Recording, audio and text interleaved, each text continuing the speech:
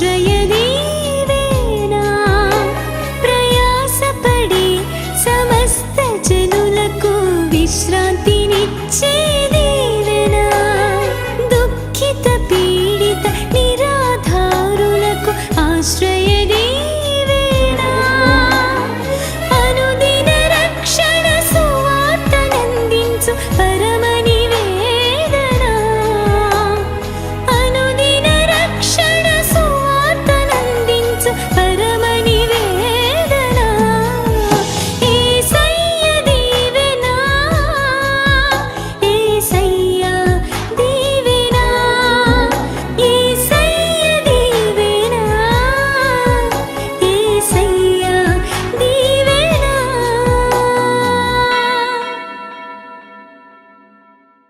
సమాధి దగ్గరికి వచ్చి నారబట్టలన్నీ పడేసుంటే ఆయనకు వస్త్రాలు చుట్టారు. ఆ వస్త్రాలను పడుంటే ఈజీగా వెళ్ళిపోయారు పేతురు యోహాన్లు. వాళ్ళలో ఏ రియాక్షన్ కనపడలా.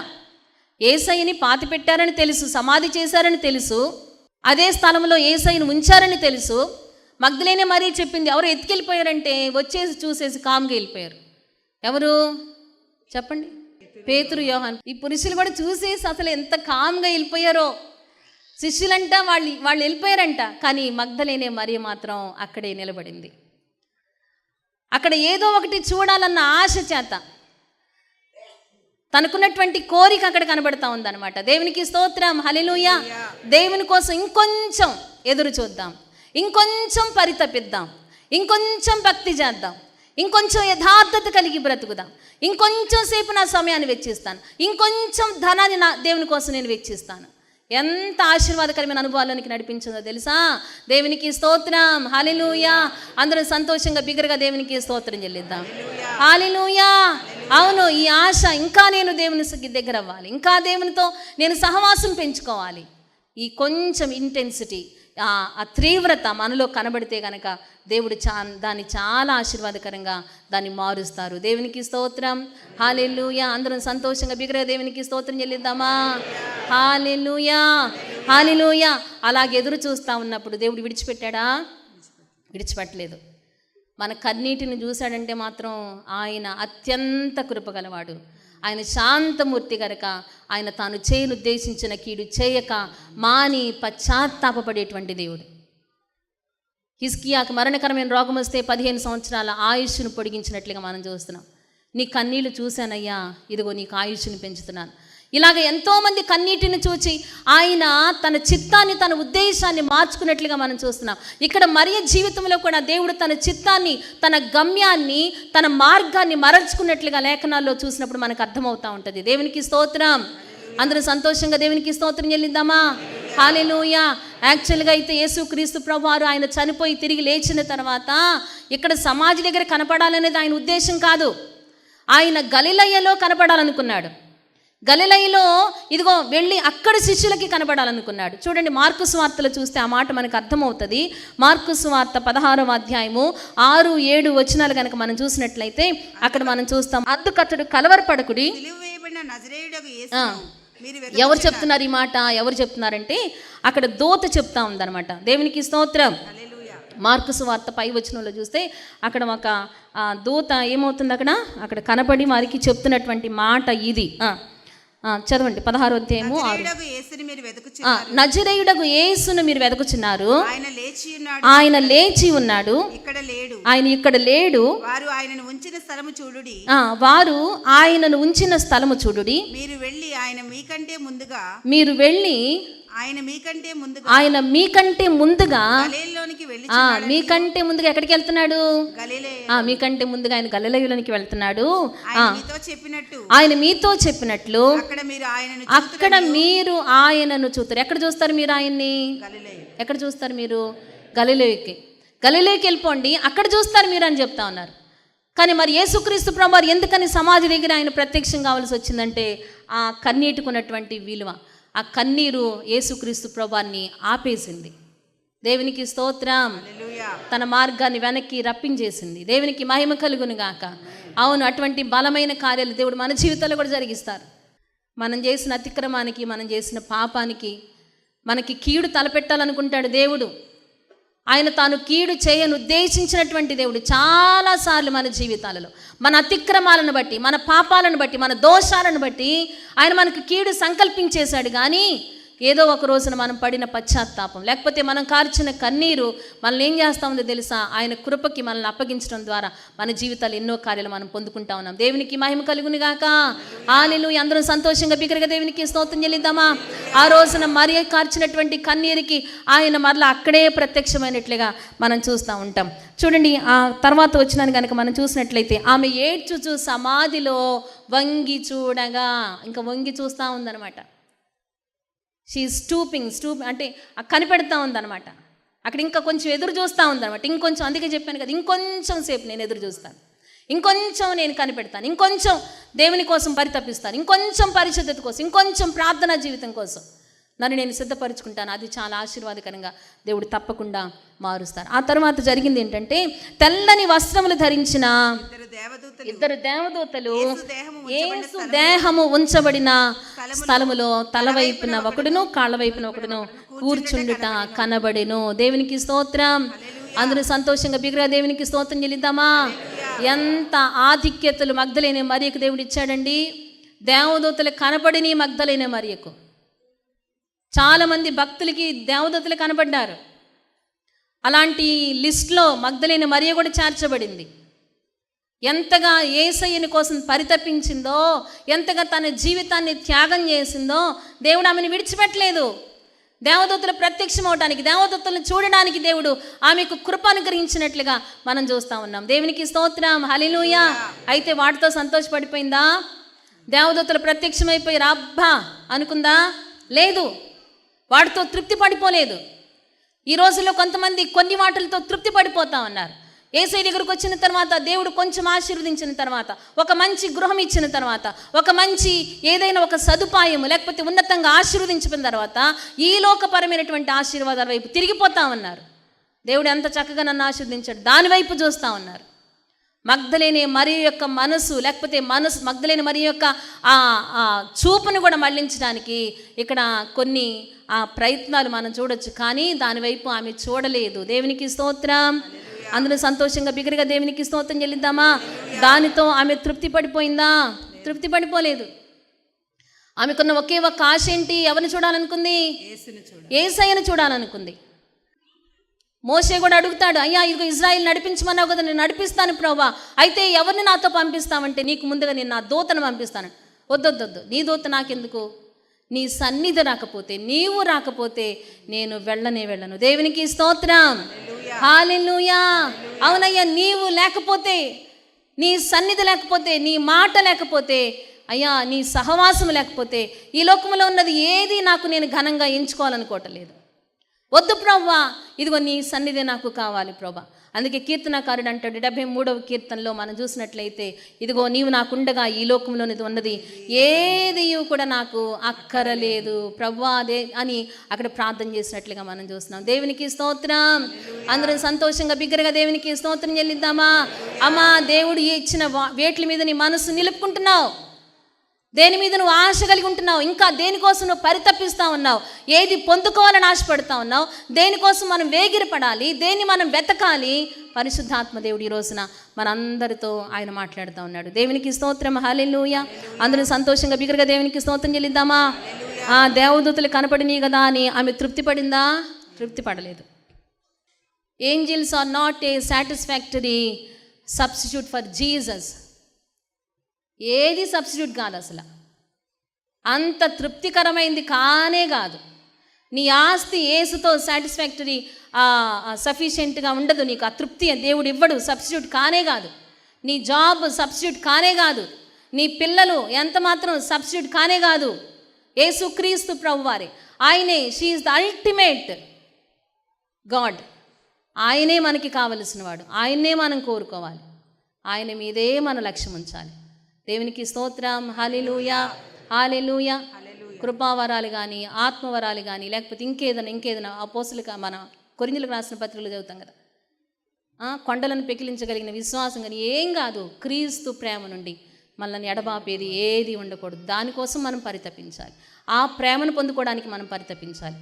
అందుకే వ్యాధి వస్తుందని దాన్ని చూసి కృంగిపోతున్నావా? దేనితో సమానం చేసుకుంటున్నామో ఒకసారి ఆలోచన చేయాలి. యేసు క్రీస్తు ప్రభువాన్ని చూడాలి. ఇదే ఆమెకున్నటువంటి అల్టిమేట్గా అక్కడ గోల్గా కనబడతా ఉంది. అక్కడ దేవదూతలు కనబడ్డారు కదా, సంతోషిస్తుందా? సంతోషించలా. ఆ దేవదూతలు ఆమెను అడుగుతున్న ప్రశ్న ఏంటో తెలిసి ఇంకా ఏడుస్తానే ఉంది. అయ్యో, నా యేసుని, నా ప్రభువుని ఎవరు ఎత్తుకొని పోయారు, ఆయన ఎక్కడుంచారో అనే ఆవేదన. ఆ దేవదూతలు కనపడిపోయారని సంతోషించిందా? లూకాసు వార్తలు చూస్తే ప్రకాశమానమైనటువంటి అంట, చాలా మెరిసిపోతా ఉందంట.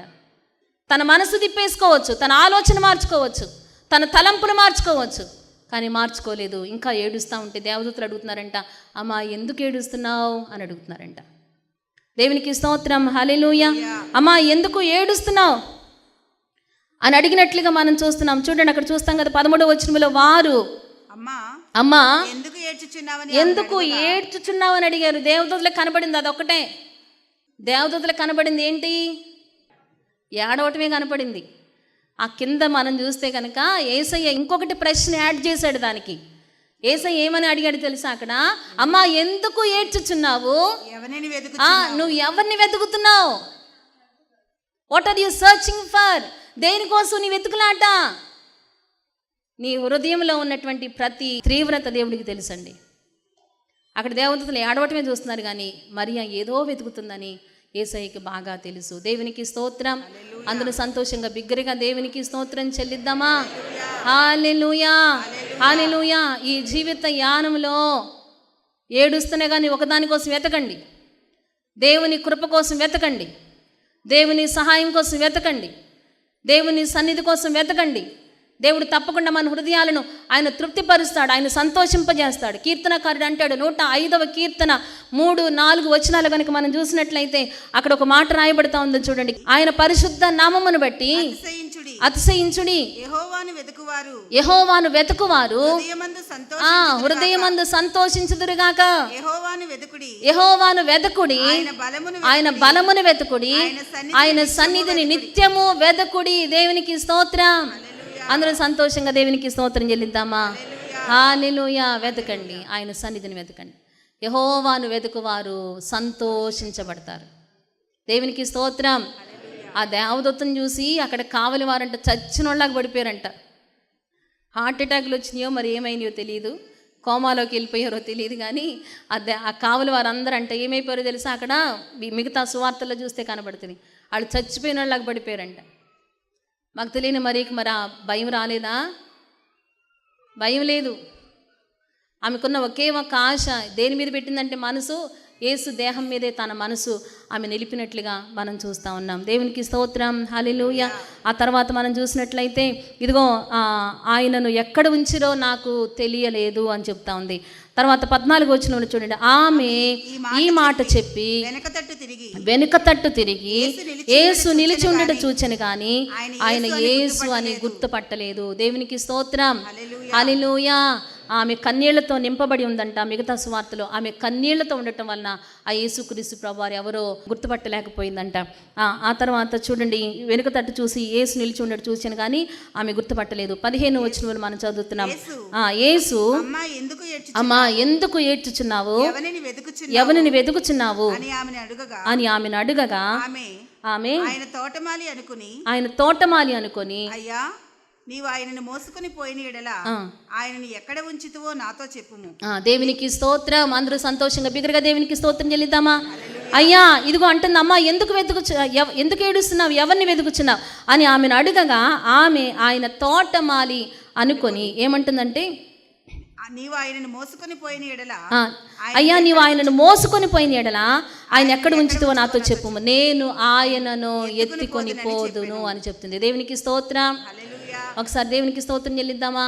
అయ్యా ఆయన ఎక్కడ పెట్టారో నాతో చెప్పు, నేను ఆయన ఏం చేస్తాను, మోసుకుని వెళ్ళిపోతాను. సంఘము యేసయ్య మొట్టమొదటిగా పునరుద్ధానుడైన తర్వాత యేసుక్రీస్తు ప్రభు వారితో మాట్లాడిన మొట్టమొదటి మాట.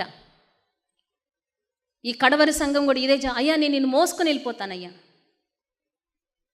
నేను నిన్ను వెంబడిస్తాను ప్రభువా, నిన్ను అనుసరించి నడుచుకుంటాను ఆయన. ఎవడైనా తను వెంబడింపగోనేలా తాను ఉపేక్షించుకొని తను సిలువను ఎత్తుకొని ఆయనను వెంబడించాలి. అదే మనం చేయాల్సిన మన బాధ్యత. దానివల్లే మనకు ఆశీర్వాదము. నేను మోసుకుని వెళ్ళిపోతానయ్యా అని చెప్తా ఉంటే నిజంగా యేసయ్య ఆ మాటలు విన్నప్పుడు ఎంత సంతోషమై ఉంటుందో కదా. అయ్యా ఆయన నేను మోసుకొని వెళ్ళిపోతాను అని అక్కడ చెప్తున్నట్లుగా మనం చూస్తూ ఉన్నాం. దేవునికి స్తోత్రం, హల్లెలూయా. మనము కూడా ఆయన మోసుకొని వెళ్ళిపోవడానికి సిద్ధపడాలి, ఆయన వెంబడించడానికి సిద్ధపడాలి, ఆయన్ని అనేక మందికి పరిచయం చేయడానికి మనం సిద్ధపరచుకోవాలి. దేవునికి స్తోత్రం, హల్లెలూయా. కింద వచనాలకు వెళ్ళిపోయినట్లయితే యేసు ఆమెను చూచి మరియా అని పిలిచెను. దేవునికి స్తోత్రం, హల్లెలూయా. యేసు పిలుస్తా ఉన్నాడు. అప్పుడు ఇంకా గుర్తుపట్టకపోతే అప్పుడు అంటున్నాడు, తన స్వరాన్ని అందిస్తూ ఉన్నాడు. యేసుని గుర్తుపట్టలేకపోతున్నావా? కొన్ని పరిస్థితుల్లో దేవుడు నీకు ఇచ్చిన ఆశీర్వాదంలో, దేవుడు నీకు ఇచ్చినటువంటి ఆరోగ్యంలో, దేవుడు నీకు ఇచ్చినటువంటి ఐశ్వర్యంలో, దేవుడు నీకు ఇచ్చినటువంటి కొన్ని ఆధ్యాత్మిక జీవితాల్లో ఈరోజు ఇలా ఉన్నావంటే అది కేవలం దేవుని కృపను బట్టే అని కొన్ని విషయాలు ఒకవేళ గుర్తుపట్టలేకపోతున్నావా? కానీ ఒకటి మాత్రం ఖచ్చితంగా గుర్తుపట్టాలి, ఆయన స్వరాన్ని ఖచ్చితంగా మనం గుర్తుపట్టాల్సిందే. ప్రతిరోజు లేకపోతే ఎక్కడ దేవుడు మనతో మాట్లాడుతున్నా ఆయన స్వరాన్ని మాత్రం ఖచ్చితంగా మనం గుర్తుపట్టాల్సిందే. ఎందుకంటే ఈ స్వరమే మనల్ని బ్రతికిస్తుంది, ఈ స్వరమే మనల్ని ఆశీర్వాదకుండా నడిపిస్తూ ఉంటుంది. దేవుని వాక్యమే మనల్ని బ్రతికిస్తుంది. అందుకే వాక్యాన్ని ఎప్పుడు ఎవ్వరూ నిర్లక్ష్యం చేయొద్దు. అందుకే ఎప్పుడు చెప్తూ ఉంటాను, మీ బైబిల్స్ తెచ్చుకోండి, దేవుని వాక్యం శ్రద్ధగా వినండి, ఫోన్లు పక్కన పెట్టేసేయండి. ఈ కొద్ది 2 గంటల దేవుని కోసం మనం త్యాగం చేయలేకపోతున్నామే. ఆయన ప్రేమిస్తున్నామని చెప్పడానికి ఆ కొద్ది సమయాన్ని కూడా కంప్లీట్గా దేవునికి ఇవ్వలేకపోతున్నామే కదా. ప్రేమించుకునేటువంటి 2 వ్యక్తులు ఇంకొకరితో మాట్లాడుతున్నారంటే ఇష్టపడతారా? చూస్తున్నారంటే ఇష్టపడతారా? కంప్లీట్గా నీ ప్రేమ నా మీదే ఉండాలి, నువ్వు నాతోనే మాట్లాడాలి, నువ్వు నాతోనే ఉండాలి. దేవుని మీద మన ప్రేమను వ్యక్తం చేయడానికి ఎంతగా మనం పరితపిస్తున్నాం, ఎంతగా ప్రయత్నం చేస్తున్నామో ఒకసారి నిజంగా మన జీవితాన్ని పరిశీలన చేసుకుందాం. ఎలాంటి బ్రతుకుల్లో మనం జీవిస్తున్నామో ఒకసారి పరిశీలన చేసుకోవాలి. దేవునికి స్తోత్రం. ఈ వాక్యం మనల్ని బ్రతికిస్తుందండి. దేవుడు మనతో మాట్లాడతాడు. మరియా అని పిలవగానే ఆమె వెంటనే ఆయన స్వరాన్ని గుర్తుపట్టేసిందంట. దేవునికి స్తోత్రం, హల్లెలూయా. ఎవరు ఆయన స్వరాన్ని గుర్తుపడతారో తెలుసా? ఈ వాక్యం అందరితో మాట్లాడుతూ ఉంటాం, కానీ కొంతమందే గుర్తుపడతారు. కొంతమందికి దేవుని స్వరం మాట్లాడుతూ ఉంటుంది. ఇక్కడ అందరు ఉన్నారు కదా, అందరు వాక్యం వింటున్నారు కదా అని అనుకోవడానికి లేనే లేదు. అందరు వాక్యం చేత తాకబడితే, అందరు వాక్యం చేత స్పందించబడితే, అందరిలోనికి దేవుని వాక్యం సజీవం గలదై 2 అంచెలు గల ఎటువంటి ఖడ్గము కంటే వాడిగా ఉండి అది దూరగలిగితే ఏం చేస్తుందో తెలుసా?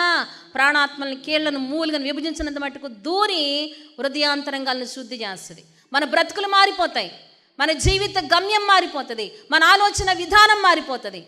అందుకే మేము అనుకోం అందరితో ఒకే రకంగా వాక్యం ఇక్కడ నుండి ఒకే స్వరం వెళ్తుంది, కానీ చెవుల్లో కొంచెం ఏముంటుంది, తేడా ఉంటుంది. No, everyone cannot accept the word of God. తీసుకోలేరు దేవుని వాక్యాన్ని. యోహాను సువార్త 10:3 ఏమన్నదో తెలుసా? అతని ద్వారపాలకుడు తలుపు తీయును, గొర్రెలు అతని స్వరము వినును. అతని ద్వారపాలకుడు తలుపు తీయును, గొర్రెలు అతని స్వరము వినును. అతడు తన సొంత గొర్రెలను పేరు పెట్టి పిలిచి వాటిని వెలుపలకి నడిపించును. వెలుపలంటే ఎక్కడికో తెలుసా? ఈ భయంకరమైనటువంటి నరకంలో నుండి, ఉగ్రతలో నుండి ఎవరు బయటకు వస్తారో తెలుసా? ఆయన స్వరం విన్నవాళ్ళు. ఆయన స్వరం ఎవరు వింటారో తెలుసా? ఆయన సొంత గొర్రెలు ఆయన స్వరాన్ని వింటాయంట. దేవునికి స్తోత్రం, హల్లెలూయా. ఇలా మాట్లాడడానికి కారణం ఏంటో తెలుసా? మిమ్మల్ని అందరిని ఆయన సొంత గొర్రెలుగా చేసుకోవాలని. మీరేదో వాక్యం వింటలేదనో, వాక్యం నిర్లక్ష్యం చేస్తున్నారనే ఉద్దేశంతో కాదు, ఇంకా సొంతగా చేయబడాలి. ఆయన స్వరక్తం ఇచ్చి సంపాదించుకున్నాడు, మనం విలువైన సొత్తుగా చేసుకున్నాడు. మనం ఆయన సొత్తు, మనం ఆయనతో ఉండాలి. ఈ లోకంతోనైనను, లోక ఆశలతోనైనను, లోకం పోకడలతోనైనా ఉండడానికి దేవుడు తన ప్రియకుమారుని లోకానికి పంపించలేదు. ఆ భయంకరమైన ఉగ్రతలో నుంచి రప్పించడానికి. ఎందుకోసం అంటే తను సొంతగా ఓన్గా చేసుకోవడానికి, సొంతగా చేసుకోవడానికి. ఆయన సొంత గొర్రెలు ఆయన స్వరాన్ని వింటాయి. దేవునికి స్తోత్రం, హల్లెలూయా. మగ్దలేనే మరియా అక్కడ స్వరాన్ని విన్నట్లుగా మనం చూస్తున్నాం. మరియా అని పిలవగానే ఏమని చెప్తుందో తెలుసా? ఆమె ఆయన వైపు తిరిగి ఆయన హెబ్రీ భాషలో రబ్బూని అని పిలిచెను. దేవునికి స్తోత్రం. అందరూ సంతోషంగా బిగ్గరగా దేవునికి స్తోత్రం చెల్లిద్దామా? ఒకసారి మనం కూడా పిలుద్దామా? రబ్బూని, రబ్బూని, బోధకుడా, మంచి బోధకుడా, మంచి బోధకుడు. ఆయన మన కోసం ప్రాణం పెట్టినటువంటి వాడు. ఆయన తన స్వరాన్ని అందిస్తున్నాడు. మనం రక్షించుకోవడానికి ఆయన ప్రణాళిక చాలా చాలా చాలా చాలా ఉన్నతమైనది. రబ్బూని అని చెప్తా ఉంది.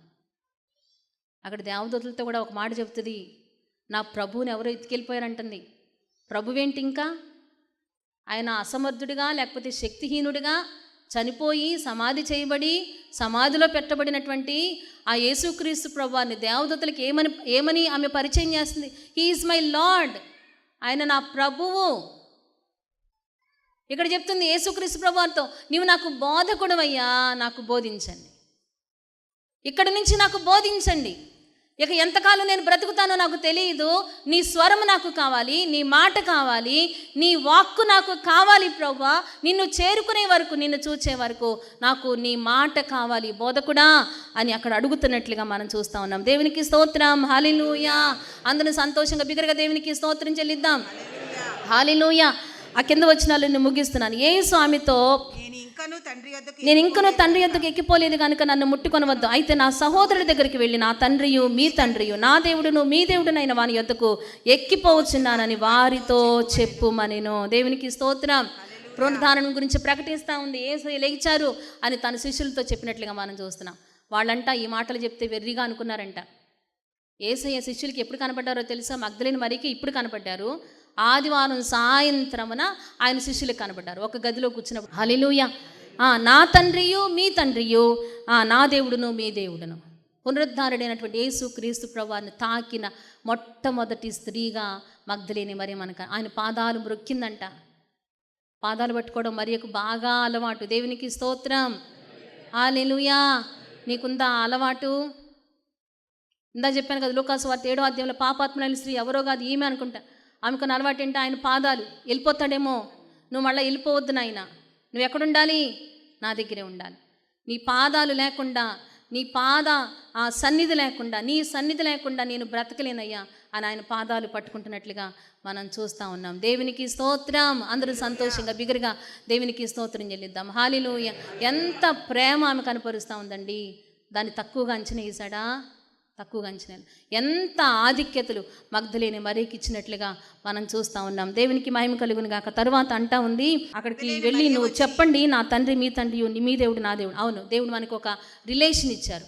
ఆయన పునరుద్ధారుడై తిరిగి లేచిన తర్వాత ఆయనకు మనకున్న సంబంధం ఏంటో తెలుసా? తండ్రి కుమారుల సంబంధాన్ని దేవుడు ఇచ్చాడు. అబ్బా తండ్రి అని పిలిచి ఆధిక్యతనిచ్చాడు. గలతీ 4:4 మనం చూసినట్లయితే, అయితే కాలం సంపూర్ణమైనప్పుడు దేవుడు తన కుమారుని పంపెను, ఆయన స్త్రీ యందు పుట్టి మనము దత్తపుత్రులము కావాలనని ధర్మశాస్త్రమునకు లోబడి ఉన్న వారిని విమోచించుటకై ధర్మశాస్త్రమునకు లోబడిన వాడాయను. చదవండి కింద. మరియు మీరు కుమారులై ఉన్నందున. దేవునికి స్తోత్రం. తెలుసా మీకు తెలుసా మీరెవరో? You are the children of God. దేవుని పిల్లలం మనం, ఆయన పిల్లలం. వినపడుతుందా? ఆయన పిల్లలం. ఆయన పిల్లలకి ఆయన ఏది కొదవ చేయడు, ఏది తక్కువ చేయడు. మనకు విరోధంగా రూపించబడిన ఏ ఆయుధము కూడా వర్దెలదు. ఇంకా చెప్పాలంటే కావలి వారు ఉన్నారు అక్కడ. సమాధి దగ్గరికి వెళ్ళినప్పుడు ఎవరున్నారని చదువుకున్నా, మనకు కావలి వారు ఉన్నారు కదా. ఆ కావలి వారు వీళ్ళు ఏం చేయొచ్చు? పట్టుకొని, ఏంటి ఎక్కడికి వచ్చారు, మీ అంత ధైర్యం మీకు అని ఏం చేయొచ్చు? వాళ్ళని పట్టి మళ్ళీ బంధించి తీసుకెళ్ళిపోవచ్చు. కానీ ఆ సమాధి రాయి బొర్లించి అక్కడ కూర్చున్నారంట. వాళ్ళు చచ్చిన వాళ్ళు పడిపోయారంట. విరోధంగా ఒకవేళ వాళ్ళు రూపించబడతారేమో, ఒకవేళ లేగిస్తారేమో, వాళ్ళు అక్కడికి వెళ్ళిపోయేటప్పటికి చచ్చిపడినట్లుగా మనం ఆ రకంగా కూడా అర్థం చేసుకో. నీకు విరోధంగా రూపించబడినది ఏది వర్ధలేదు. ఆయన మనం పిల్లలుగా చేసుకున్నాడు. తండ్రి అబ్బా అని పిలిచే కృప దేవుడు మనకు అనుగ్రహించినట్లుగా మనం చూస్తూ ఉన్నాం. దేవునికి స్తోత్రం. 18వ వచనం చివరిగా నేను చదివి ముగిస్తున్నాను. మగ్దలేని మరి అంటుంది చివరికి వచ్చి, నేను చెప్పండి, మరియ వచ్చి నేను ప్రభువును చూచాను. ఏం చెప్తుంది? నేను ప్రభువును చూచి. దేవునికి స్తోత్రం, హల్లెలూయా. ప్రభువును చూచితిని. ఆయన నాతో ఈ మాటలు చెప్పారు.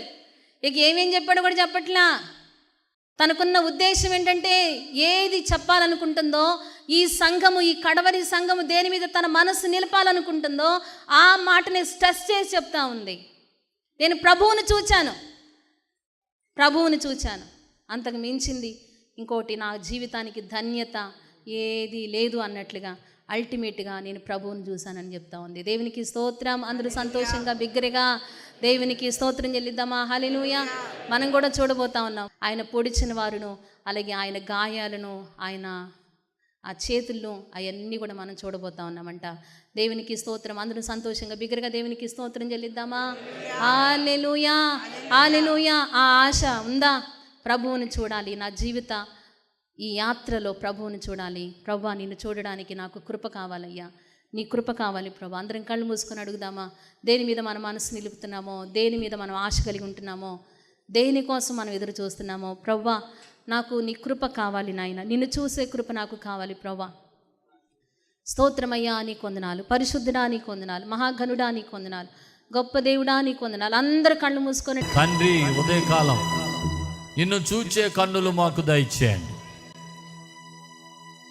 ఇంకా ఆధ్యాత్మికంగా ఎవరు లోకంలో ఉన్న వాటిని, భౌతికమైన వాటి మీద మనసు పెట్టి నిన్ను చూడలేకపోతున్నారో వారితో మాట్లాడినందుకొరకు స్తోత్రాలు. మా శ్వాస, మా ధ్యాస, మా ఆశ అన్ని నీవై ఉండాలి ప్రభు. నిన్ను చూచినటువంటి అనుభవం మాకు దయచేయండి. మేము కూడా అనేకులకు సాక్ష్యం ఇచ్చే కృప దయచేయండి. ఉదయకాలం మాతో మాట్లాడి మమ్మల్ని బలపరిచినందుకు వందనాలు చెల్లిస్తూ మీకే మహిమను ఆరోపిస్తూ యేసు నామమున అడుగుచున్నాము తండ్రి. ఆమేన్, ఆమేన్, ఆమేన్.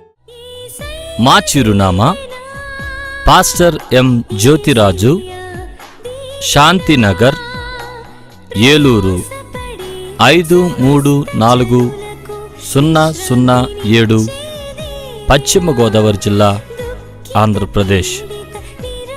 Our address pastor M Jyothiraju, Shantinagar, Eluru 534007, west Godavari district, Andhra Pradesh.